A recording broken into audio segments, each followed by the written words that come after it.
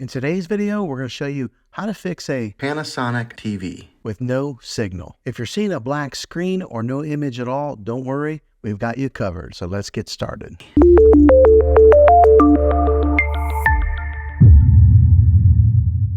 Step 1, check your connections. First things first, let's check all the connections, ensure that all the cables are securely plugged in, and this includes the HDMI cables, power cables, and any other connections that you might have. After you've done that, let's move on to the next step. Step 2, select the correct input source. Next, let's make sure that your TV is set to the correct input source. Using your remote, press the source or the input button to cycle through the available inputs until you find the one that your device is connected to. If you have multiple devices connected, make sure you're selecting the right one.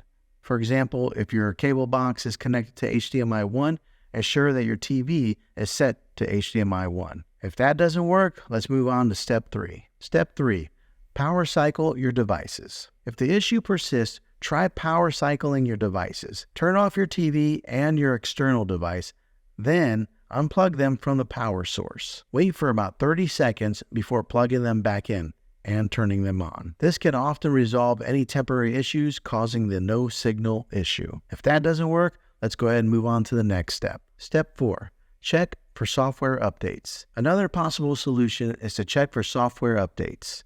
On your TV, go to Settings menu, then select Support and Software Update. If there's an update available, follow the on-screen instructions to install it. Depending on the year and model of your TV, this may look a little different.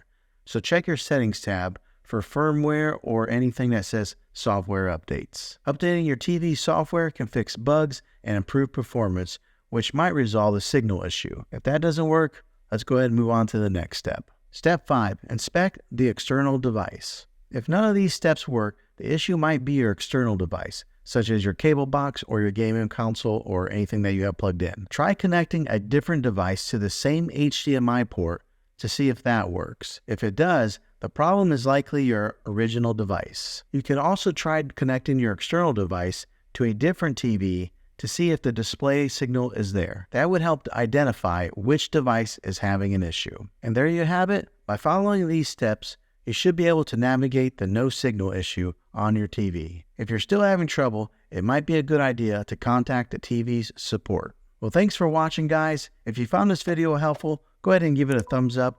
Go ahead and subscribe to my channel. I make tech videos all the time, and I would love to have you back in the next one. Take care.